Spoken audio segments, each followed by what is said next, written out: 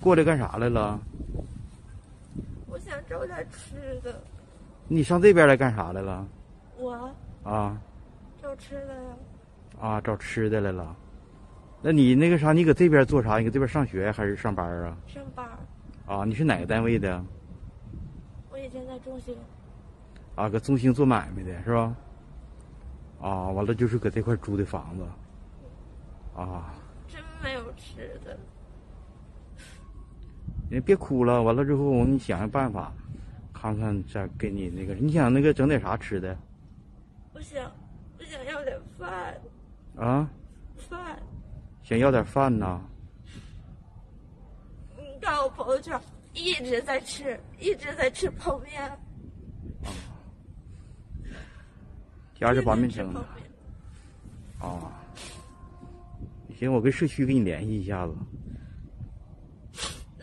我实在的不想录这个视频，但是我没有办法了，我的努力都努力完了，因为我们被关在家里1个多月，我来自山东枣庄的，政府发了3次物资，谁家里能存多少粮食，我们就这样在网上也购物，哪里购物就这样吃，一家7口。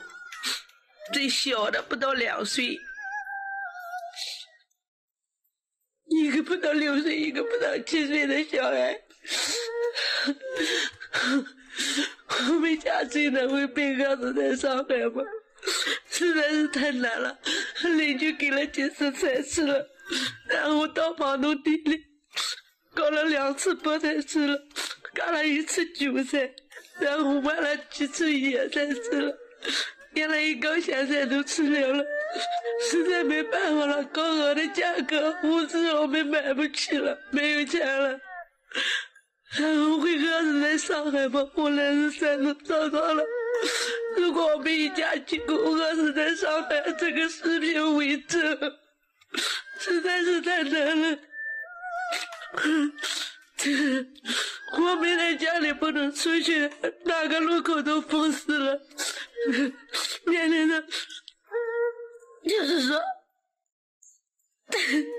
这个病情我们也不敢出去，害怕，因为家里有小孩，怕被传上了，小孩太小了。请大家帮助我一下好吗？实在是太难了，没法活下去了，真有帮助我们的人了，我们也不知道去求助谁。